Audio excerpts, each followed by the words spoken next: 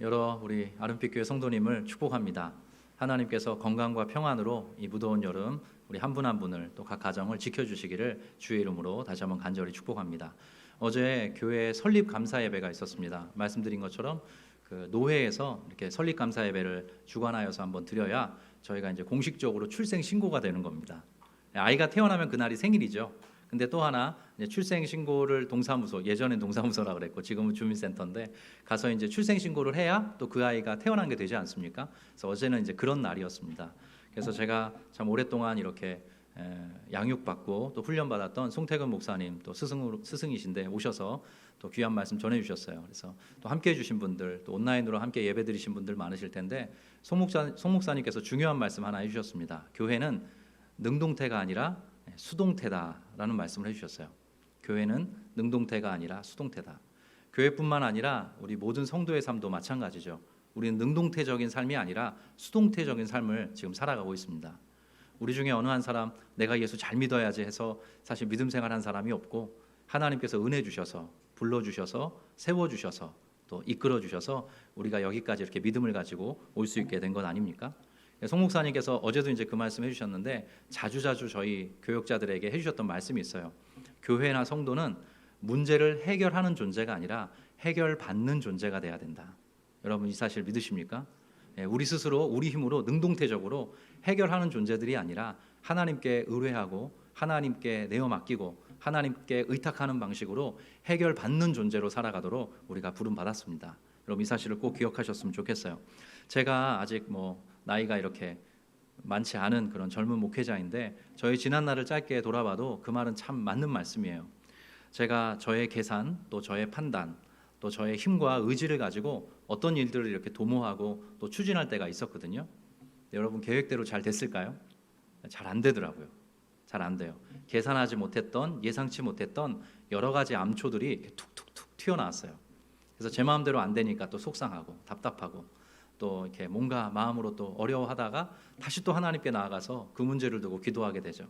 그러다 보면 시간은 좀 필요합니다. 그 답답하고 고달픈 시간은 좀 필요한데 그 시간 끝에 또 하나님께서 하나님만의 해법으로 그 모든 것들을 해소해 주시고 또 저에게는 지혜를 또 교훈해 주셨습니다. 그런 시간들을 거쳐오면서 제가 여기까지 오게 되었어요.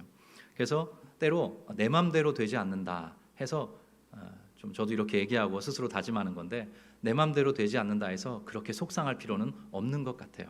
왜냐하면 하나님의 복안이 우리가 다 지금은 알지 못하는 하나님의 지혜와 하나님의 복안, 하나님의 예비하신 또 다른 길이 그 안에 숨겨져 있기 때문입니다. 잠언의 말씀에 제가 잠언의 말씀을 이제 여러분들과 함께 좀 더 이 여름에 좀 묵상하고 또 말씀을 좀 섭취하고 싶어서 이제 또 준비를 했는데요. 잠언 16장에 이런 말씀이 있죠. 사람이 마음으로 자기의 길을 계획할지라도 그 걸음을 인도하시는 분은 여호와시니라. 우리 모든 성도들, 모든 하나님의 백성들, 사실 모든 인간들은 다 수동태적인 삶을 살게 되어 있습니다. 또 잠언 19장에도 이런 말씀이 있어요. 사람의 마음에는 많은 계획이 있어도 오직 여호와의 뜻만이 완전히 서게 될 것이다. 여러분 믿으십니까? 그래서 우리가 그러한 삶으로 초청받고 있는 거죠. 그래서 이번에 그 여름을 지나면서 이 잠언 필사노트 지금 받으신 분도 있고 또 못 받으신 분은 나가시면서 꼭 받으셨으면 좋겠어요. 잠언은 제가 정말로 사랑하고 지금은 매일 막 이렇게 뜨겁게 읽지는 못해요. 요즘에 좀 일이 많고 그래서. 근데 제가 정말로 이렇게 제 개인 경건을 잘 유지할 때 잠언의 말씀이 큰 지혜와 통찰을 저에게 안겨다 주었습니다. 우리의 생각보다 더 크고 더 지혜로우신 하나님이 어떠한 방식으로 이 세상을 경영하시고 또 우리 인생들에게 어떠한 방식으로 살아갈 것을 요구하시는지 또 어떠한 길을 내주시는지 이 잠언의 말씀을 통해서 우리에게 제시해주고 계세요. 그래서 우리 말씀을 섭취하는데 5가지 방법이 있습니다. 보통 말씀을 섭취하는데 하나는 읽는 것이죠. 읽는 거. 두 번째는 설교를 듣는 것이죠. 그리고 어떤 분들은 조금 열정이 있으셔서 다양한 신학책들을 사서 함께 읽으면서 성경과 함께 말씀을 연구하는 분들도 계세요. 또 하나 이제 제가 좀 선호하는 방식인데 암송하고 묵상하는 방식도 있습니다. 네, 마지막 방식이 필사를 해보는 거예요. 한 절 한 절. 그래서 제가 이번 여름을 지나면서 우리 성도님들한테 숙제를 내드리고 싶었어요. 분당 우리 교회 숙제는 어마어마하더라고요. 이번에 보니까 이찬서 목사님이 또 숙제를 많이 내주시던데 저도 우리 성도님들께 숙제 아닌 숙제를 좀 드려보고 싶었습니다. 오늘이 10일이고 내일이 11일입니다. 근데 잠언은 총 31장으로 되어 있어서 한 달에 한 번씩 읽기가 딱 좋습니다. 그래서 이제 이 노트를 펴시면 1장부터 쭉 되어 있거든요. 내일이 11일이니까 내일부터 시작입니다. 그래서 11일에는 11장을 필사하시면 돼요. 12일에는 12장을 필사하시면 됩니다. 31일에는 31장을 필사하시면 돼요. 그러면 8월 10일이 되면 이 잠언 한 번을 다 쓸 수 있게 됩니다. 한 번을 다 읽고 쓰면. 제가 뭐 예언은 아니지만 제가 보장합니다. 여러분들께 낯설게 다가오는 말씀이 있으실 겁니다. 여러분의 인생을 해석해주고 여러분의 삶에 예기치 못했던 지혜를 부어주시는 하나님의 말씀이 여러분에게 제공될 것입니다. 그러한 기대하는 마음을 가지고 이 잠언 필사에 함께 동참해 주시면 좋을 것 같아요. 한번 따라해 보겠습니다. 제가 이 책에도 썼는데 제가 갖고 있는 중요한 경구입니다. 은혜는 지혜로운 삶으로 이끌고 지혜로운 삶은 은혜를 보존한다. 여러분 믿으십니까? 제가 제일 슬퍼하는 말이, 사실 속상한 말이 은혜를 쏟아버린다는 말이에요. 하나님이 은혜를 주시면 은혜가 우리의 삶에, 또 우리의 영혼에, 우리의 심령에, 우리의 마음에 잘 담겨서 우리의 삶을 어떤 방향으로 이렇게 이끌어가야 되는데, 은혜를 확 쏟아버리면 삶이 또다시 엉클어져요. 하나님께서 주신 은혜를 따라 우리가 바르게 살아갈 때, 또 지혜로운 삶을 그렇게 축적해 갈 때, 그렇게 하루하루 하나님의 말씀에 이끌려서, 하나님의 지혜에 이끌려서 우리가 살아갈 때, 그렇게 축적했던 지혜로운 삶이 우리의 은혜를 또 보존해 주게 됩니다. 이 말씀의 은혜가 우리 귀한 성도들에게 있었으면 좋겠습니다.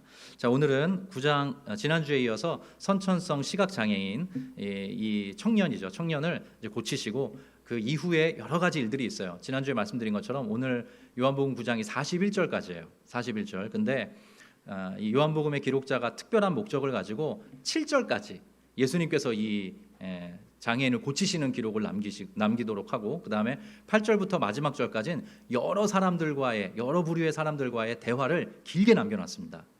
근데 이유가 있겠죠. 성경이 이런 식으로 기록된 이유가 있겠죠. 그 대목을 한번 살펴보면 좋을 것 같아요. 여러 부류의 사람들이 있는데, 먼저 이렇게 좀 제가 질문해 보겠습니다.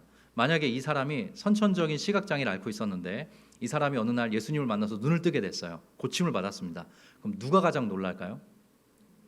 네, 일단 엄마 아빠겠죠. 부모. 오늘 본문에도 등장합니다. 부모가 제일 놀라고, 두 번째는 그 사람을 잘 알던 사람들이 다 놀라겠죠. 이웃들이죠. 바로 그 이야기로부터 시작이 되는데요. 제가 오늘은 자막을 많이 제공을 안 했습니다. 왜냐하면 같이 성경을 좀 읽어가 보려고, 이런 방식도 한번 진행해 보면 좋겠는데요. 성경이 혹시 없으시면 휴대폰을 펴셔도 됩니다. 자, 8절부터 제가 읽을 테니까 눈으로 따라와 주세요. 요한복음 9장 8절입니다. 자, 이웃 사람들과 전에 그가 거린인 것을 보았던 사람들이 이르되 이는 앉아서 구걸하던 자가 아니냐. 이제 인지하게 된 거죠. 이웃 사람들이.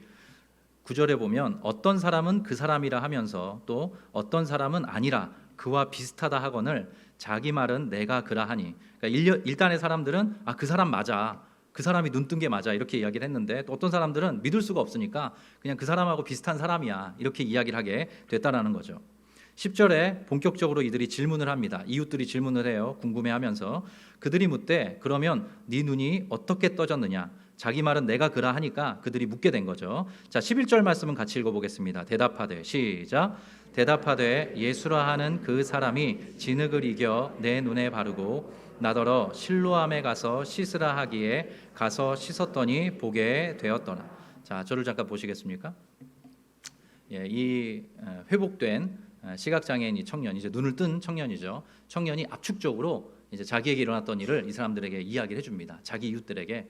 예수라 하는 그 사람이 진흙을 이겨 내 눈에 바르고 나더러 실로암에 가서 씻으라 하기에 가서 씻었더니 보게 되었더라. 이렇게 지금 얘기를 해요.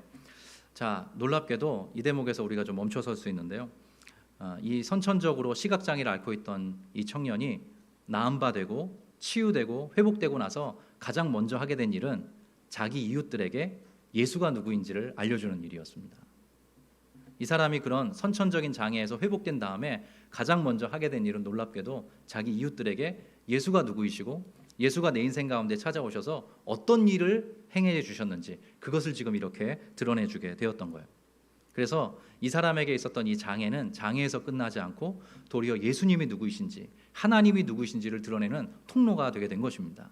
근데 이게 대단히 중요한 게 성경에 이게 일관된 증언이기도 해요. 우리 말씀 한 절 제가 자막으로 부탁드렸는데 여기 같이 한번 읽어보겠습니다. 시편 73편 말씀이에요. 시작.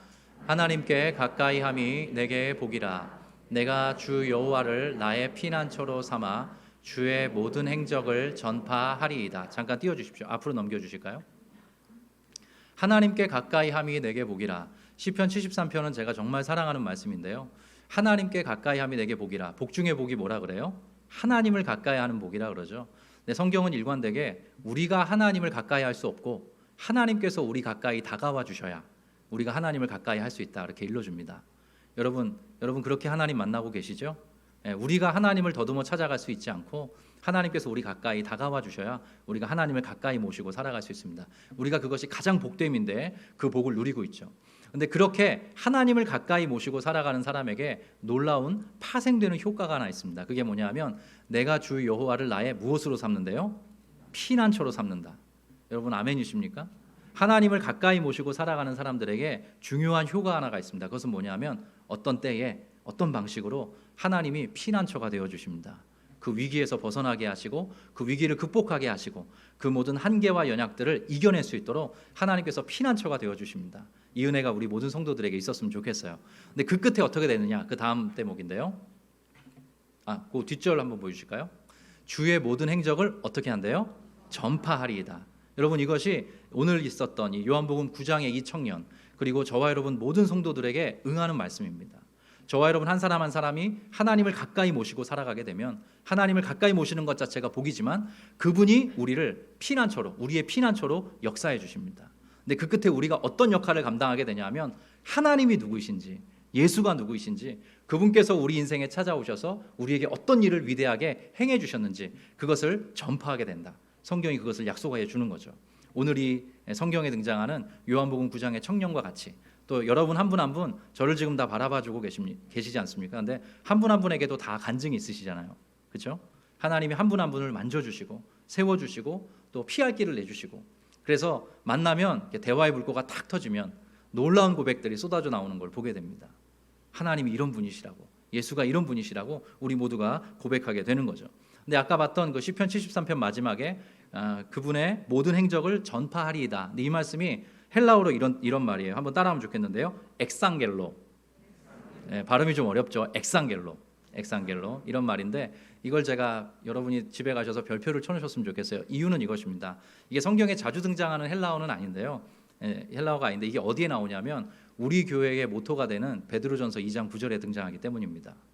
너희는 택하신 족속, 왕같은 제사장, 거룩한 나라, 그의 소유가 된 백성이니 이는 너희를 어두운 데서 불러내어 그의 기이한 빛에 들어가게 하신 이의 아름다운 덕을 선포하게 하려 하심이라. 그 단어와 정확히 같은 단어입니다. 그러니까 저와 여러분의 삶 자체가 하나님이 누구이신지를 드러내고 하나님이 누구이신지를 증언하고 또 예수께서 우리 인생 가운데 찾아올 때 우리의 삶에 어떤 변화와 회복이 있게 되는지를 증언하는 존재로 전파하는 존재로 선포하는 존재로 저와 여러분이 부름받았습니다. 여러분 이 사실 믿으시기 바랍니다. 그래서 제가 이 여름이 지났을 때 또 올 한 해가 끝나갈 때 추수감사주일에 또 연말 성탄절 되었을 때 송구여신 예배가 되었을 때 우리 모든 아름빛 교회 성도님들의 삶에 여러분의 가정에 하나님이 가까이 해주시고 하나님이 피난처로 간섭해 주시고 그 끝에 그 모든 은혜의 간증들이 터져 나와서 많은 사람들에게 여러분 주변의 많은 이웃들에게 오늘 이 청년이 그러했던 것처럼 하나님이 누구이시고 그리스도가 누구인지를 전파하고 증언하고 선포할 수 있게 되는 그런 은혜가 깃들기를 주의 이름으로 간절히 축원합니다. 그 은혜에 꼭 응하는 우리 귀한 성도들의 걸음이 되었으면 좋겠어요. 13절부터는 무슨 일이 있냐면 이제 바리새인들에게 이 청년을 데려갑니다. 그 말씀을 한번 읽어볼게요. 제가 읽을 테니까 눈으로 따라봐 주십시오. 13절입니다. 그들이 전에 맹인이었던 사람을 데리고 바리새인들에게로 갔더라. 예수께서 진흙을 이겨 눈을 뜨게 하신 날은 안식일이라. 벌써 또 불안하죠. 안식일 논쟁에 또 휘말리게 됐습니다. 15절 한번 같이 읽어볼까요? 그러므로 시작.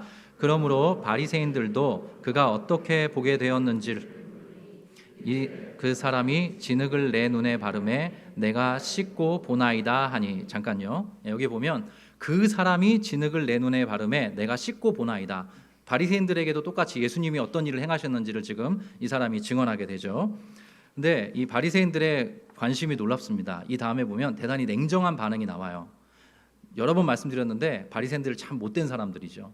사람이 살아나고 사람이 치유되고 사람이 회복되는 그런 거엔 관심이 없고 자기들이 갖고 있는 그 종교적인 기득권, 리더십을 뺏기지 않기 위해서 계속 채근하면서 물어봅니다. 자, 그 다음 말씀 볼게요. 자, 16절 말씀 같이 한번 읽어보겠습니다. 시작. 바리새인 중에 어떤 사람은 말하되 이 사람이 안식일을 지키지 아니하니 하나님께로부터 온 자가 아니라 하며 어떤 사람은 말하되 죄인으로서 어떻게 이러한 표적을 행하겠느냐 하여 그들 중에 분쟁이 있었더니. 저를 잠깐 보시겠습니까? 바리새인들이 두 패로 갈라지게 됐어요. 한 부류의 사람은 이 사람이 안식일을 어겼다. 안식일에 하나님이 일하지 말고 노동하지 말라 그랬는데 예전에도 자리를 들고 일어나 걸어라. 요한복음 5장에 보면 그 말로 또 예수님을 흠잡았지 않습니까? 오늘도 뭐 여기 눈에 진흙을 발라서 또 가서 또 씻게 하고 이 모든 일들이 원래 안식일에는 이동거리도 제한되어 있고요. 여러 가지 노동과 행동을 하지 못하게 되어 있어요. 그러니까 안식일을 이 사람이 우습게 여기는 걸로 봐서 하나님께서 보내신 사람이 아니다 이렇게 단정하는 사람이 있고, 그 다음에 어떤 재밌는 표현이 나오냐 하면 16절 후반부에 보면 또 일련의 사람들은 어떤 사람은 말하되 죄인으로서 어떻게 이러한 표적을 행하겠느냐 하여 그들 중에 분쟁이 있게 됐다. 예수님에 대해서 죄인이라고 단정져요. 근데 죄인이지만 어떻게 이런 일을 행하겠느냐 하고 그들 사이에 이제 트러블이 생기게 된 거죠. 여러분 좀 사람 뭐 바리새인들을 성경에 보면 바리새인들 착한 사람으로 나와요, 안 나와요? 안 나오죠. 그리고 오늘은 이제 바리새인들이라고 나오는데 공관복음서에는 바리새인들과 서기관들이라고 보통 이게 묶여서 등장을 합니다. 근데 오늘 요한복음이 쓰일 때 보면 서기관이라는 말이 잘 안 나와요. 이유는 뭐냐면 이때쯤 됐을 때 이게 요한복음이 가장 늦게 기록된 복음서거든요. 이때쯤 되면 서기관들이 거의 자취를 감추고 얼마 안 남았던 서기관들도 바리새인들에게, 바리새파 사람들에게 이렇게 다 소속이 돼 버려요. 그래서 서기관이라는 말이 요한복음에는 안 나옵니다. 잘. 그래서 이제 바리새인들이라고 이렇게 뭉뚱그려서 이야기를 하는데 다시 이 바리새인들을 가만히 묵상해 보면 이런 교훈을 우리가 분명히 얻게 됩니다. 이거는 저도 되돌아봐야 되는 부분이고 우리 성도님들에게도 숙제처럼 제가 던져드리고 싶은 말이에요. 뭔가를 정말 이렇게 움켜잡고 놓고 싶어하지 않을 때 우리는 진리 되신 주님을 절대로 볼 수가 없습니다. 그래서 은혜를 가장 가로막는 게 집착과 욕심입니다. 저와 여러분의 마음을 한번 상상해 보세요. 여러분 가만히 상상해 보세요. 제가 좀 부정적인 이런 묘사를 잘 하지 않는데 한번 상상해 보십시오. 저와 여러분이 여러 가지 집착과 욕심, 내가 정말 이루고 싶은 어떤 것들에 그 욕망에 강하게 사로잡혀 있으면 예수님이 들어오실 틈이 없습니다. 틈이 없어요. 오늘 바리새인들이 정말 그렇게 됩니다. 바리새인들이. 그래서 요한복음 9장 전체가 어떻게 끝나냐 하면 진짜 눈뜬 자가 누구냐, 진짜 보는 사람이 누구냐, 반대로 진짜 맹인이 누구냐, 진짜 못 보는 사람이 누구냐, 이 극명한 대비로 요한복음 9장이 끝나요. 선천적으로 날 때부터 앞을 보지 못했던 청년은 예수님께서 다가오셔서 그를 치유하시고 어루만지심으로 보게 되죠. 예수님을 알게 되고 믿게 되고 예수님에 대한 이해와 또 지식이 점점점 쌓여가면서 마침내 예수님을 경배하게 됩니다. 근데 하나님의 말씀을 잘 알았던 이 사람들은, 이 바리새인들 또 서기관들, 유대 종교 리더십들은 그 마음속에 욕망이 가득 참으로 말미암아 진리 되신 주님, 은혜 위에 은혜라고 명명되신 그분을 바르게 인정하지 못하고 그분을 받아들일 수 없게 된다는 거예요. 여기에 중요한 표현이 그는 죄인이다라고 이야기를 하는데요. 이 죄라는 말이 사실 좀 흥미롭습니다. 여러분 잘 한번 생각해 보세요. 누군가에 대해서 저 사람 죄인이야, 저 사람 그러그러한 사람이야, 이렇게 말하는 사람은 제가 지난주에도 말씀드린 것처럼 상대적인 우위에 서게 됩니다. 그래서 우리가 이것을 늘 유념해야 돼요. 그래서 제가 이런 말이 있더라고요. 부부싸움, 이런 말 좀 조심스러운데 부부싸움을 할 때 꼭 이런 패턴이 있대요. 당신은 늘 그래, 당신은 꼭 그래, 좀 더 세지면 당신은 언제나 그래. 부부싸움이 그런 식이라는 거예요. 상대방을 단정짓는 거죠. 근데 그렇게 말하는 즉시 뭐가 있냐면 자기는 그렇지 않다라는 거예요. 사실 이것도 이제 부부싸움에 나타나는 현상인데 오늘 바리새인들이 그런 거예요. 바리새인들이 예수님에 대해서 예수님을 받아들일 수 없고 예수님을 밀어내고 싶으니까 예수님을 정당한 방식으로 대우하지 못하고 예수님을 죄인으로 취급해버린 거예요. 단정지어버린 거죠. 근데 이 죄라는 말이 얼마나 흥미로운 말이냐면 이게 헬라어로 이렇게 되어 있습니다. 따라 한번 해보겠습니다. 하마르티아. 한글로는 한다는데 헬라어로는 5글자예요. 우리말로 하면 하마르티아라고 꽤 긴 표현을 쓰고 있습니다. 근데 이게 관역을 빗나가다는 뜻이에요. 놀랍게도 화살을 딱 쐈을 때 관역을 빗나가다, 이걸 죄라 그러고 이거를 하마르티아라고 얘기해요. 그래서 오늘 본문이 이렇게 드러내주고 있는 것입니다. 이 모든 대화를 통해. 여러분 진짜 관역을 빗나간 사람이 지금 누굽니까? 바리새인들이죠. 진짜 하나님께서 본래적으로 율법을 주시고 그들에게 하나님의 말씀을 가르쳐 주셨고 그들의 입에 물려 주셨는데 그 관역에 명중하도록 하나님이 본래 그렇게 계획하셨는데 그 관역에 명중하지 못하고 관역을 빗나가 버린 사람들. 진짜 죄인은 그래서 예수님도 아니고 이 선천적 시각 장애인도 아니고 이 바리새인들인 것입니다. 오히려 예수님 그리고 이 선천적 시각 장애인이 오히려 관역에 명중하는 하나님의 뜻과 하나님의 목적에 부합한 모습으로 지금 제시되고 있는 거죠. 그래서 바리새인들의 모습은 이 시각 장애인에 대해서 또 예수님에 대해서 죄인이다 그렇게 일컫고 있지만 사실은 그 유명한 자승자박에 지나지 않는 거죠. 죄인이라고 말을 하는데 스스로가 스스로의 얼굴에 지금 침을 뱉고 있는 거죠. 17절은 한번 같이 읽어보겠습니다. 17절 같이 읽겠습니다. 시작. 이에 맹인되었던 자에게 다시 묻되 그 사람이 내 눈을 뜨게 하였으니 너는 그를 어떠한 사람이라 하느냐. 대답하되 선지자니이다 하니. 자, 여기 중요한 대목이 하나 등장하는데요. 대답하되 뭐라 그랬어요? 선지자니이다. 자, 아까는 예수라 하는 그 사람이 이렇게 이야기를 해요. 근데 이 사람의 지식과 또 모든 이해가 좀 확장이 되니까 예수님은 선지자입니다. 이 당시에는 이제 이 선지자라는 말이 두 가지 용어로 보통 이해가 됐어요. 하나님께서 예전에 요한복음에서 말씀드렸던 것처럼 모세와 같은 선지자 한 명을 일으키실 것이다. 약속해 주셨다 그랬고 또 선지자의 대명사가 누구냐 하면 엘리야와 엘리사를 이야기해요. 그때 가장 많은 기적이 있었거든요. 그래서 이제 이 사람이 그 사람은 선지자입니다. 지금 그렇게 고백을 하게 되는 거죠. 자, 바리새인들이 상당히 답답해졌어요. 왜냐하면 이유가 이것입니다. 이 사람이 치유가 되고 나서 이 장애인이 치유되고 나서 이제 자기에게 놀라운 일이 일어났으니까 어떻게 하겠어요? 앞으로 이웃들에게도 증언을 하고 자기가 이렇게 치유되었다, 회복되었다 이런 말을 많은 사람들에게 이제 전파하며 다니게 되지 않겠습니까? 그러니까 소위 말해서 입을 틀어 막아야 되는 거예요. 그래서 이 사람들이 어떤 방식을 선택하냐 하면 부모를 소환합니다. 부모를 소환해요. 그 말씀이 18절부터 등장합니다. 18절 여기 같이 한번 읽어보겠습니다. 시작. 유대인들이 그가 맹인으로 있다가 보게 된 것을 믿지 아니하고 그 부모를 불러 묻되. 잠깐 우리 자막 한번 다시 보실까요? 자막에 제가 색을 칠했는데요. 이게 대단히 중요한 표현입니다. 유대인들이 그가 맹인으로 있다가 보게 된 것을 어떻게 했대요? 믿지 아니하고 그 부모를 불러 묻되. 이 긴 대화 속에서 요한복음 기자가 이 부분을 고발하는 겁니다. 믿지 않았다는 거예요. 여러분 요한복음 전체는 예수 그리스도의 이름을 믿고 그 이름을 힘입어 생명을 얻게 하기 위해서 이 요한복음이 기록되었습니다. 요한복음은 믿음을 위해 기록된 복음서예요. 근데 이 하나님의 말씀을 잘 알았다는 하나님 편에 자칭 서 있다고 하는 사람들이 믿지 아니한 거예요. 예수님이 누구이시고 예수님이 어떤 일을 행하셨는지를 믿지 아니하는 거죠. 그래서 이렇게 슬쩍 고발을 하는 것입니다. 그래서 요한복음 전체에서 의인은 누구냐? 믿는 사람입니다. 믿는 사람. 예수님을 믿는 사람. 죄인은 누구냐? 믿지 않는 사람입니다. 여러분 모든 인생들에게 유일하게 해결받지 못하는 죄가 있다면 예수 이름을 믿지 않는 죄입니다. 그래서 이것을 가지고 이렇게 해석하시면 안 됩니다. 아직 예수님의 이름을 모르는 사람들한테 가서 너희 죄인이야 이렇게 말하라고 알려드리는 게 아니에요. 저와 여러분은 하나님의 은혜 가운데 믿게 됐죠. 믿음은 하나님 주신 선물이라고 에베소서에 기록되어 있습니다. 너희가 그 은혜를 인하여 믿음으로 말미암아 구원을 받았으니 이것은 너희에게서 난 것이 아니요 하나님의 선물이라. 행위에서 난 것이 아니니 이는 누구든지 자랑하지 못하게 하려 함이라. 그래서 우리가 세상에 나가서 우리 의인이야 너희들은 죄인이래 목사님이 그렇게 가르쳤어 이렇게 말하시면 안 돼요. 저와 여러분이 믿게 된 거죠. 예수를 믿게 된 건 은혜입니다. 은혜예요. 근데 오늘 이 바리새인들이 가장 격렬하게 예수님을 대항하고 예수님의 모든 일에 대해서 거부하고 있는 거예요. 요한복음 3장 17절은 마치 예견하듯이 이 말씀을 우리에게 알려주고 있습니다. 자막을 한번 띄워주실까요? 자, 같이 읽어보겠습니다. 시작.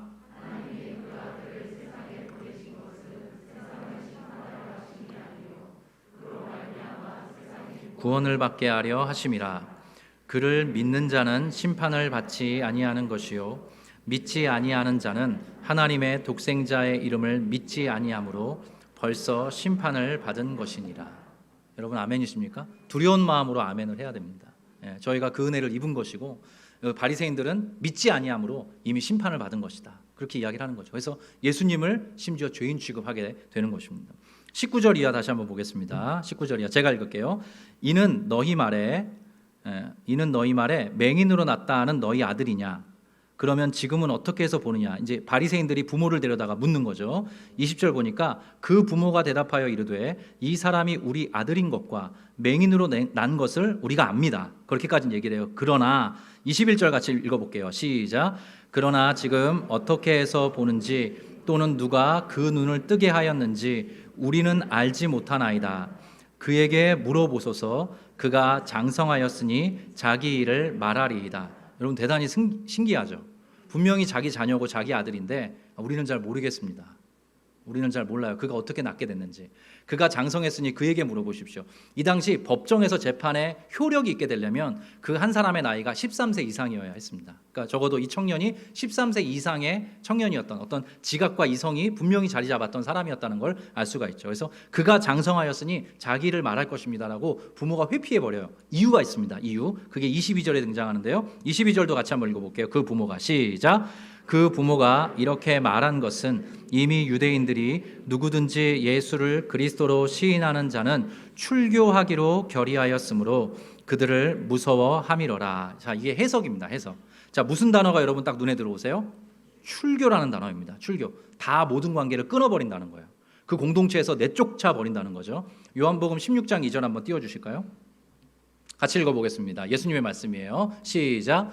사람들이 너희를 출교할 뿐 아니라 때가 이르면 물은 너희를 죽이는 자가 생각하기를 이것이 하나님을 섬기는 일이라 하리라. 자, 이게 예수님께서 나중에 다락방 강화를 통해서 예수 공동체, 제자 공동체, 많은 하나님의 백성들에게 남겨주신 말씀이에요. 여기도 보면 사람들이 너희를 출교할 것이다. 그리고 뿐만 아니라 때가 이르면 너희를 죽이는 자가 나올 것이다. 근데 그러면서 생각하기를 이것이 하나님을 섬기는 일일 것이다. 유대교와의 그런 극렬한 분열과 분쟁의 모습을 예수님께서 이렇게 예견해 주시죠. 저와 여러분이 지금 21세기에서 이 요한복음을 읽습니다. 그렇죠? 근데 원래 이 본문은, 이 성경은 1세기에 쓰여졌지 않습니까? 그래서 이 당시 독자들에게 원래 1차적인 의미가 있는 것입니다. 그래서 이 당시에 출교라는 말은 매우 두려운 말이었어요. 모든 관계로부터, 모든 공동체로부터, 모든 삶으로부터 사실은 단절된다라는 의미예요. 그래서 부모가 그걸 너무너무 두려워한 나머지 이제 그 바리새인들의 그 엄중한 거의 협박이죠. 협박에 이제 굴복하면서 그에게 물어보십시오라고 자기 아들을 이렇게 툭 포기하게 돼요. 여러분 여기에서 사실 좀 멈춰서야 됩니다. 예수님께서도 출교에 대해서 이런 일로 너희가 세상에서 환난을 당하게 될 것이다. 핍박이 너희를 찾아올 것이다. 이렇게 이야기를 해주셨어요. 근데 여기서 우리가 멈춰서야 되는 중요한 대목이 있습니다. 여러분 저희가 사람을 두려워해야 됩니까? 하나님을 두려워해야 합니까? 하나님을 두려워해야 되죠. 근데 우리 사람 두려워할 때 있습니까? 없습니까? 사실 있습니다. 사람을 두려워한다는 게 꼭 공포에 떤다는 게 아니라 사람을 너무 많이 의식하고 살아가는 걸 이야기합니다. 사람이 나를 인정해 주길 바라면서, 많은 사람들이 나를 받아주기를 바라면서, 많은 사람이 나를 좋은 사람, 굿맨이라고 여겨주기를 바라면서 우리가 사람을 너무 많이 의식하면서 살아갈 때가 사실 있어요. 시편 27편에 이런 말씀이 있죠. 여호와는 나의 빛이요 나의 구원이시니 내가 누구를 두려워하리요. 여호와는 내 생명의 능력이시니 내가 누구를 무서워하리요. 이게 다윗의 고백입니다. 그래서 믿음이 어떤 경지에 하나님이 이끄시는 어떤 방식으로 이렇게 이끌림 받으면 정말 내 인생에 두려워할 존재는 하나님 한 분밖에 없구나. 하나님 한 분 앞에 내가 지금 어떻게 살아가는지 그것이 가장 결정적이구나. 우리가 그것을 깨닫게 되는 것입니다. 어제 이제 설교해 주셨던 송태근 목사님께서 저를 거의 12년, 13년 그보다 더 됐네요. 이렇게 오랜 시간 저를 이렇게 목회자로 성장시켜 주셨거든요. 근데 제가 많이 혼나진 않았습니다. 많이 혼나진 않았는데 제가 목회 수업을 받으면서 한두 번 크게 우리 송 목사님께 혼난 적이 있어요. 근데 그때 송 목사님이 저에게 이렇게 말씀하셨어요. 왜냐하면 여러분 제가 좀 대찬 사람으로 보입니까? 좀 섬세한 사람으로 보입니까? 섬세한 사람으로 보이죠. 네, 근데 이게 모든 게 여러분 잘 보세요. 모든 사람의 성품과 성향과 기질은 빛이 강하면 그림자가 강하다고 이찬수 목사님도 자주 말씀하셨는데 모든 건 좋은 게 있으면 안 좋은 것도 있습니다. 그림자도 있어요. 어떤 사람이 대범하면 대범하다 그러지 않습니까? 대범하다, 대담하다. 근데 그것은 어떤 식으로 보면 무모하다는 말일 수도 있어요. 그리고 어떤 사람이 예민하다고 하지 않습니까? 예민해, 너무 민감해, 센시티브해. 근데 그것은 섬세하다는 말과 다르지 않습니다. 어떤 식으로 그게 사용되고 이해되는지가 중요한 거죠. 근데 제가 좀 섬세한 편이에요. 트리플 A형입니다. 혈액형. 이게 좋은 쪽으로 쓰이면 한 분 한 분을 섬세하게 섬기는데 하나님 쓰시더라고요. 근데 제가 지나치게 그 사람에게, 그 성도에게 잘 보이기 위해서 어떤 선택을 하다 보면 또 어떤 분하고 내가 좀 안 맞을 것 같다 이렇게 생각이 돼서 제가 그분하고의 어떤 대화나 소통을 조금 뒤로 밀었을 때 여러 가지 문제들이 일어나는 거예요. 그때 송 목사님이 저를 한번 불러다가 엄하게 혼내셨어요. 영윤아, 너 사람 너무 의식해. 이렇게 엄중하게 이야기하시더라고요. 그래서 우리 마음에, 저와 여러분의 마음에 하나님이 가득 채워져야 합니다. 사람에 대한 인정, 사람이 나를 좀 받아줬으면, 사람으로부터 좀 용납받았으면, 이런 생각들이 마음에 커지면 하나님을 바르게 볼 수가 없습니다. 아까 시편의 말씀 다시 한번 읽어드릴게요. 여호와는 나의 빛이요 나의 구원이시니 내가 누구를 두려워하리요. 여호와는 내 생명의 능력이시니 내가 누구를 무서워하리요. 오늘 여기에 보면 이 부모님들은 예수님을 몰랐죠. 하나님을 바르게 신앙하지 못했습니다. 그래서 자기 자녀의 일까지도 그냥 두려운 나머지 피해버립니다. 회피해버려요. 네. 근데 놀랍게도 이 위에 보면 이 혈혈단신, 이 시각장애인 청년들이 둘러선 많은 바리새인들에게 예수님이 누구신지를 담대하게 증언하게 됩니다. 사도 바울과 같이 말이죠. 저는 저에게 이 은혜가 있었으면 좋겠고 우리 모든 성도들에게도 동일한 은혜가 있었으면 좋겠습니다. 우리 인생에 두려워해야 될, 그분을 높이 평가해야 될 유일한 존재가 있다면 그분은 하나님 한 분이십니다. 여러분 이 사실을 믿으시기 바랍니다. 자, 23절부터 제가 다시 한번 읽어볼게요. 이러므로 그 부모가 말하기를 그가 장성하였으니 그에게 물어보소서 하였더라. 이에 그들이 맹인이었던 사람을 두 번째 불러 이르되, 집요함을 이야기해줘요. 그래서 죄는 집요함을 가지고 있습니다. 자, 두 번째 불러 이르되 너는 하나님께 영광을 돌리라. 우리는 이 사람이 죄인인 줄 아노라. 예수님에 대해서 죄인이라고 단정짓고 나가요. 회유와 협박을 지금 보이고 있는 거죠. 자, 25절입니다. 대답하되 그가 죄인인지, 이 청년의 말입니다. 그가 죄인인지 내가 알지 못하나 한 가지 분명히 아는 게 있습니다. 내가 맹인으로 있다가 지금 보는 바로 그것입니다. 그들이 이르되 그 사람이 네게 무엇을 하였느냐? 어떻게 내 눈을 뜨게 하였느냐? 27절 같이 있습니다. 시작. 대답하되 내가 이미 일렀어도 듣지 아니하고 어찌하여 다시 듣고자 하나이까? 당신들도 그의 제자가 되려 하나이까? 여러분 이 한 구절에 역전이 되는 거 보이십니까? 마치 사도 바울처럼 담대하게 이제 당신들도 예수님의 제자가 되려고 합니까? 이렇게 선포를 해요. 그래서 하나님을 진하게 만난 사람은 담대해지게 돼요. 여러분 이 사실 믿으십니까?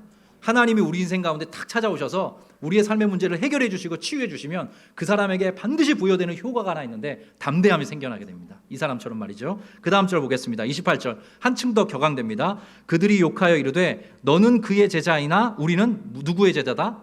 모세의 제자다. 이게 이런 거죠. 내가 누군지 알아? 우리가 누군지 알아? 지금 그것이 시전되고 있는 거죠. 하나님이 모세에게는, 바리새인들의 말입니다. 29절. 하나님이 모세에게는 말씀하신 줄을 우리가 알거니와 이 사람은 어디서 왔는지 알지 못하노라. 나사렛에서 선한 것이 날 수 없다라고 그 사람들은 이해를 갖고 있었어요. 예수님을 소위 은어로 듣보잡 취급을 한 거예요. 정말로 인정할 수가 없다. 그 사람은 죄인이다. 거의 정말로 말도 안 되는 욕지거리를 하면서 예수님에게 무례하게 행한 거죠. 30절부터 오늘 성경에 하이라이트가 등장합니다. 이 사람이 어떤 식으로 선포하는지 여기는 한번 천천히 같이 한번 읽어보겠습니다. 30절부터 시작. 그 사람이 대답하여 이르되 이상하다. 이 사람이 내 눈을 뜨게 하였으되 당신들은 그가 어디서 왔는지 알지 못하는도다. 하나님이 죄인의 말을 듣지 아니하시고 경건하여 그의 뜻대로 행하는 자의 말은 들으시는 줄을 우리가 아나이다. 창세 이후로 맹인으로 난 자의 눈을 뜨게 하였다 함을 듣지 못하였으니 이 사람이 하나님께로부터 오지 아니하였으면 아무 일도 없으리이다. 아멘. 거기까지 읽겠습니다. 자, 놀라운 증언이 나와요. 예수님에 대해서 31절을 다시 한번 보실까요? 하나님이 죄인의 말은 듣지 아니하십니다. 그러나 경건하여 그의 뜻대로 행하는 자의 말을 들으시는 줄을 우리가 잘 알고 있지 않습니까? 그래서 예수님이 누구라는 거예요? 예수님이야말로 정말 경건하고 하나님의 뜻을 따라 행하는 자 아니십니까? 그래서 예수님께서 그렇게 말하시고 선포하셨을 때 나에게 이런 기적이 일어난 것 아닙니까? 그렇게 오히려 바리새인들을 가르쳐주고 있어요. 33절에 보면 이 사람이, 그 시각장애인 청년이 얘기할 때, 시각장애인 청년이 이렇게 얘기하는 거죠. 예수님에 대해서 이 사람이, 예수님이라는 그분이 하나님께로부터 오지 아니하였으면 아무 일도 할 수 없었을 것입니다. 저를 보실까요? 그래서 이 청년이 이렇게 예수님을 증언하고 있습니다. 예수님을 담대하게 선포하고 있어요. 둘러싼 많은 종교 지도자들, 기득권층들, 심지어 종교 재판을 할 수 있는 권한을 갖고 있는 그 사람들을 두려워하지 않고 내가 만난 예수님을 이렇게 전하고 있는 것입니다. 내가 만난 예수님. 우리 귀한 성도들에게 세상에 나아가서 여러분이 싸워 가실 수 있는 이 예수님을 만난 뜨거운 은혜가 다시 한번 새로워지는 복이 있게 되기를 주의 이름으로 축복합니다. 그 은혜를 가지고 우리가 세상을 향해 나아갈 때 담대해질 수 있고 용기 있게 나는 그리스도인입니다. 이렇게 이야기할 수 있게 되는 거죠. 자, 34절 보면 바리새인들의 정신 승리가 나오는데요. 여긴 제가 읽을게요. 그들이 대답하여 이르되 네가 온전히 죄 가운데 나서 우리를 가르치느냐 하고 큰 소리로 얘기했겠죠. 하고 이에 어떻게 했대요? 쫓아내어 보내니라. 내쫓아버려요. 말이 안 통하네 하고 이제 보고 싶지가 않은 거예요. 일종의 정신승리인 거죠. 이 사람을 딱 내쫓아버려요. 35절 같이 한번 읽겠습니다. 어떤 일이 이제 일어나느냐. 한글 성경에 보면 동그란 표시가 있는 거 보이십니까? 새로운 문단으로 전환이 되는 겁니다. 35절 같이 읽겠습니다. 시작. 예수께서 그들이 그 사람을 쫓아냈다 하는 말을 들으셨더니 그를 만나사 이르시되 내가 인자를 믿느냐. 아멘. 예, 거기까지 저를 보시겠습니까? 내가 인자를 믿느냐라고 할 때 인자라는 말이 구약 성경에 보면 이따 저희가 부를 찬양인데 주의 인자가 생명보다 나음으로 이런 찬양 헤세드란 말인데 그 인자가 아닙니다. 여기서 나오는 인자라는 말은 사람의 아들이라는 뜻이에요. 사람의 아들. 헬라어로 풀었으면 그 사람의 그 아들이라는 말인데 이게 메시아를 지칭하는 이 당시의 그 표현이었습니다. 관용구였어요. 내가 인자를 믿느냐, 내가 메시아를 믿느냐, 내가 약속된 그리스도를 믿느냐, 지금 이렇게 이야기를 하는 거죠. 근데 여기 보면 흥미로운 대목이 등장합니다. 35절 눈으로 따라와 주세요. 예수께서 그들이 바리새인들이 그 사람을 어떻게 했다? 쫓아냈다 하는 말을 들으셨더니 그를 만나셨다. 이렇게 나와요. 저를 보시겠습니까? 예수님이 단박에 이 사람 찾아갈 수 있으셨겠죠. 근데 어떤 이유와 목적을 가지고 상당 부분 기다리십니다. 이 사람을 기다려요. 이 사람이 이웃들과의 논쟁을 하게끔 또 이 사람이 바리새인들에게 불려가게끔 예수님께서 좀 허용을 하세요. 좀 기다리십니다. 멈춰 서세요. 그리고 이 사람이 쫓겨냄을 당했을 때 예수님께서 찾아가세요. 그래서 저는 이렇게 표현을 해봤습니다. 이것은 완전한 거절을 의미해요. 자기 부모로부터 버림받고 자기가 속했던 모든 공동체로부터 이제 완전히 내쫓김을 당한 거예요. 더 이상 유대인이 아닌 낙인을 딱 찍어버린 거거든요. 근데 그때 예수님이 찾아가신다는데 우리의 묵상의 거리가 있습니다. 제가 좀 짓궂지만 저의 삶에도 그런 부분이 있었거든요. 여러분 아무도 없을 때 예수님이 찾아와 주시기도 합니다. 저와 여러분의 삶에 완전한 거절, 완전한 이렇게 고립, 완전한 고독, 그 가운데 우리가 혈혈단신으로 딱 머물러 있게 될 때 어떻게 보면 그때가 바로 예수님을 가장 뜨겁게 만날 때가 아닌지 우리가 다시 한번 생각해 보게 됩니다. 여러분의 삶에도 그런 경험 있으셨을 거예요. 여러 가지 상황 속에서 사면초가와 같이 우리의 삶을 어떻게 해결할 방도가 도무지 없을 때 그때 마치 주님께서 스르르 기다리셨다는 듯이 우리의 삶을 찾아오시는 것 우리가 경험하게 되지 않습니까? 그때 찐하게 만나게 되는 거죠. 예수님의 그 이유를 다 할 수 여기 보면 안 써 있어요. 그 이유는 안 써 있지만 어떤 주석가가 이런 말을 했어요. 하나님의 일에는 고유한 때가 있다. 하나님의 일에는 고유한 때가 있다 그랬어요. 예수님이 저와 여러분의 삶에 찾아오실 때 어찌 보면 이 완전한 거절 이후에 찾아오시는지도 모릅니다. 우리 귀한 성도님들 지금 세상 살아가면서 여러분의 여러 가지 관계 속에서 상황 속에서 여러분이 완전한 고립, 완전한 거절, 어떻게 보면 홀로 된 것과 같은 그런 가슴앓이하는 속에 있다면 주님께서 제가 목회자로서 이렇게 축복해 드리고 싶어요. 주님께서 곧 찾아가 주실 것입니다. 주님께서 곧 찾아가셔서 다시 한번 만나 주실 거예요. 그때 주님을 만나고 주님과 더불어 교제하면서 우리의 삶에 새로운 전기가 마련되게 되는 거죠. 찬송가 중에 제가 중등부 때 고등부 때 그때 인생을 뭘 안다고 그 찬양을 가끔 이 지하실 앉아서 방석을 하나 깔고 아무도 없을 때 목청껏 불렀어요. 중학교 때 불렀던 노래입니다. 전부여 의지 없어서 손 들고 옵니다. 주 나를 박대하시면 나 어디 가리까. 여러분 아마 살아오시면서 이런 고백 많이 들으셨을 거예요. 아무에게도 의지할 수 없고 아무도 바라볼 수 없고 내 주변에 아무도 없는 것 같은 그 완전한 거절, 완전한 고립 가운데 주님을 만나게 되는 경험 여러분 하면서 여기까지 오셨을 것입니다. 지금도 그런 상황에 놓여 있다면 주님께서 꼭 지금 얼마 안 있다가 여러분을 찾아가 주실 거예요. 이 은혜를 꼭 기억하셨으면 좋겠습니다. 자, 말씀을 좀 더 보겠습니다. 내가 인자를 믿느냐 하니까 36절에 대답하여 이르되 주여 그가 누구시오니이까. 자, 표현이 좀 하나 독특한 게 등장해요. 주여 그가 누구시오니이까. 이 사람의 인식이 점점 더 예수님에 대해서 확장되고 있는 것을 볼 수 있고요. 내가 믿고자 하나이다. 자, 믿음에 대해서 아까 바리새인들은 믿지 않으려고 했는데 내가 믿고자 합니다. 이렇게 얘기를 해요. 37절 말씀입니다. 같이 한번 읽어보겠습니다. 시작. 예수께서 이르시되 내가 그를 보았거니와 지금 너와 말하는 자가 그이니라. 여러분 이게 왜 중요하냐면 이게 계시라는 말입니다. 예수님께서 오셔서 자기를 보여주시는 거예요. 예수님께서 오셔서 내가 바로 그다. 내가 바로 그야. 예수님이 이렇게 스스로를 보여주세요. 예수님께서 자기를 나타내 보여주십니다. 그때 어떤 반응이 있는지 38절 같이 한번 읽어보겠습니다. 시작. 이르되 주여 내가 믿나이다 하고 절하는지라. 여러분 집에 가셔서 이 성경 구절에 밑줄을 그어두세요. 이게 너무너무 중요한 말씀이에요. 요한복음 전체에 주여 내가 믿습니다 하고 주님께 합당한 경배를 올려드리는 거의 유일한 사람으로 등장합니다.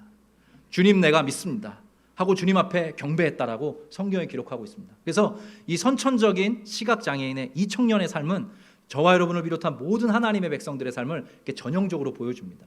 저와 여러분도 죄로 인해서 가리워져 있을 때는 예수님을 보지 못했습니다. 예수님께서 오셔서 어루만져 주시고 치유해 주시고 우리에게 오셔서 그분을 스스로 보여주셨을 때, 나타내 보여주시고 계시해 주셨을 때 우리가 고백하게 되었죠. 주님 제가 주님을 믿습니다 하고 주님 앞에 엎드려 경배하게 되는 거죠. 우리 모든 성도들을 이러한 방식으로 하나님이 하나님의 사람답게 빚어가고 계신 것입니다. 이 뒤에 보면 예수님의 놀라운 정리의 말씀, 어떻게 보면 정리해 주시는 말씀인데요. 제가 빠르게 읽겠습니다. 예수께서 이르시되 내가 심판하러 이 세상에 왔으니 보지 못하는 자들은 보게 하고 보는 자들은 맹인이 되게 하려 함이라 하시니 바리새인 중에 예수와 함께 있던 자들이 이 말씀을 듣고 이르시되 우리도 맹인인가? 어처구니가 없죠. 41절 마지막 말씀입니다. 읽어보겠습니다. 시작. 예수께서 이르시되 너희가 맹인이 되었더라면 죄가 없으려니와 본다고 하니 너희 죄가 그대로 있느니라. 여러분, 그래서 이 예수님이 이렇게 말씀을 하실 때 저는 이렇게 묵상을 해보게 됐어요. 아까 말했던 주여 내가 믿나이다 하고 이 청년이 절했어요. 그리고 둘러선 유대인들에게 지금 예수님이 이렇게 말씀을 하시지 않습니까? 근데 여기 사이에 삭제된, 기록되지 않은 행동이 하나 있다고 저는 생각합니다.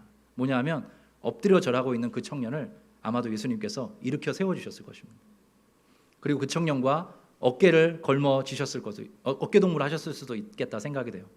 그 청년의 손을 잡아주고 그 청년의 손을 높이 들면서 그 이후에 바리새인들에게, 둘러선 바리새인들에게 이렇게 선포하셨을 것이다. 저는 그렇게 상상해 봅니다.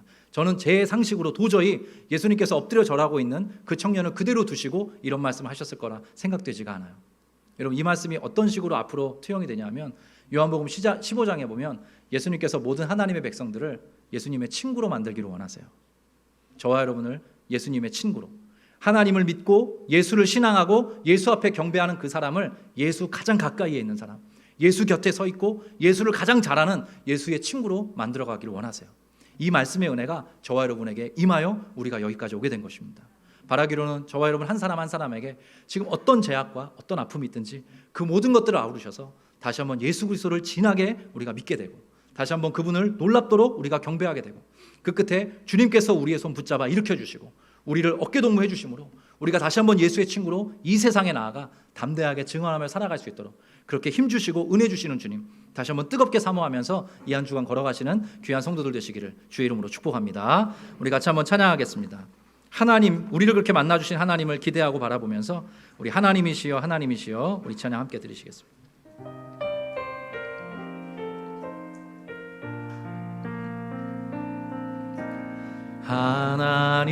하나님이시여 하나님이시 주는 나의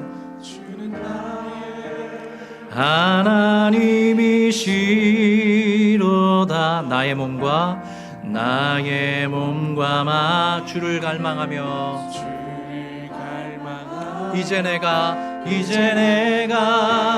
주께 고백하는 말 여호와는 나의 힘이요 여호와는 나의 구원이십니다. 내가 누구를 두려워하리요 여호와는 우리 생명의 피난처십니다. 피난처시니 주의 인자가 생명보다 나으로 내 입술이 여호와를 찬양하리. 내 평생에 주를 찬양하며 주의 이름으로 내 손들 처음부터 한 번 더 고백합니다. 하나님이시여 하나님이시여 주는 나의 하나님이시로 나의 몸과 마음 주를 갈망하며 이제 내가 주께 고백하는 말 여호와는 나의 힘이십니다. 여호와는 나의 구원이십니다. 내가 누구를 두려워하겠습니까? 여호와 한 분만이 우리 생명의 피난처십니다. 피난처시니 주의 인자가 생명보다 나음으로 내 입술이 여호와를 찬양하리. 내 평생에 주를 찬양하며 주의 이름으로 내 손 들리라. 주의 인자가 생명보다 나음으로 내 입술이 여호와를 찬양하리. 내 평생에 주님 한 분만 주의 이름으로 내 손들 내 사모하는 주님 주님께 합당한 경배를 올려드립시다. 온 세상 부주시라. 내 사모하는 주님 내 사모하는 주님 영광의 영광. 우리 다같이 일어나서 함께도 고백합니다. 내 사모하는 주님 내 사모하는 주님 온 세상 부주시라. 내 사모하는 주님 내 사모하는 주님 영광의 왕이시라. 영광의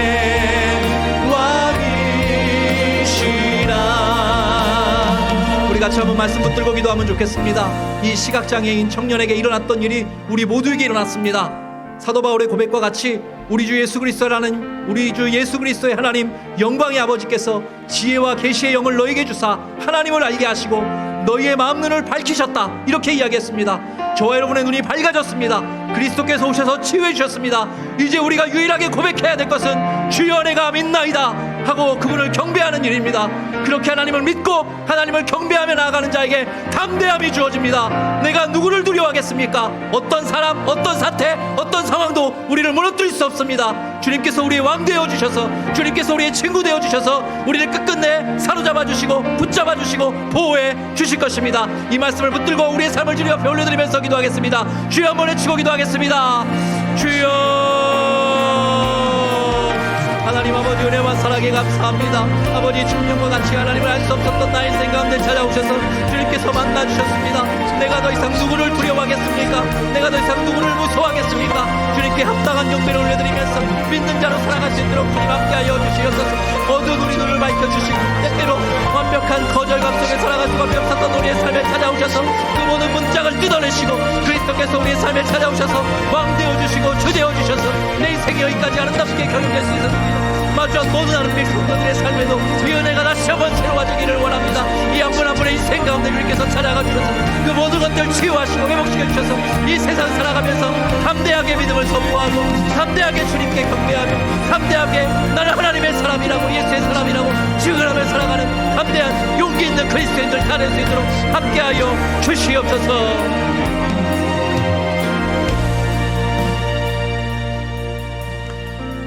여호와는 나의 빛이요 나의 구원이시니 내가 누구를 두려워하리요. 여호와는 내 생명의 능력이시니 내가 누구를 무서워하리요. 하나님이 하나님의 은혜 가운데 그리스도 예수의 사랑으로 인하여서 눈뜨게 된 청년의 삶이 우리의 삶과 오버랩됨을 다시 한번 이 말씀을 통해서 확인하게 됩니다. 하나님이 요구하시는 내가 믿나이다 하고 주님 앞에 바른 경배를 올려드리는 하나님의 사람들 다 될 수 있도록 도와주시옵소서. 이 세상 나가서 우리가 또한 한 주간 현실 속에서 아버지 모든 삶을 감당해야 되는데 우리 성도들 담대할 수 있도록 믿음을 더하여 주시옵소서. 하나님께 가까이 함이 내게 복이라. 내가 주 여호와를 나의 피난처로 삼아 주의 모든 행적을 전파하리이다. 하나님께서 가까이 계셔 주시고 피난처로 간섭해 주시고 그 끝에 하나님이 누구이신지 위대한 하나님을 전파하고 증언하며 살아갈 수 있도록 함께하여 주시옵소서.